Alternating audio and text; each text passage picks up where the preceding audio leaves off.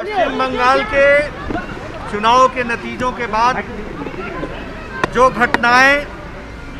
देखने को और सुनने को मिली हैं वो हमें हतप्रभ करती हैं, चिंता में डालती हैं, क्योंकि शायद ऐसी घटनाएं भारत के विभाजन के समय मैंने सुना था, लेकिन उस आज़ाद भारत में अब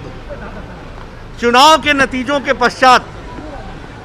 इतनी असहिष्णुता, इनटॉलरेंस हमने आज दिन तक नहीं देखा है। कार्यकर्ताओं पर जो प्रहार हो रहा है उसको व्यक्तिगत रूप से देखने के लिए और उन कार्यकर्ताओं के साथ इस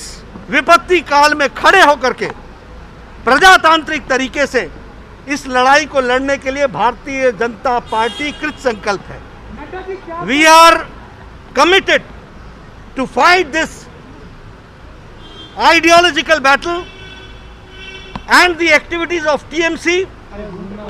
which is full of intolerance, and we are ready to fight democratically. प्रजातांत्रिक तरीके से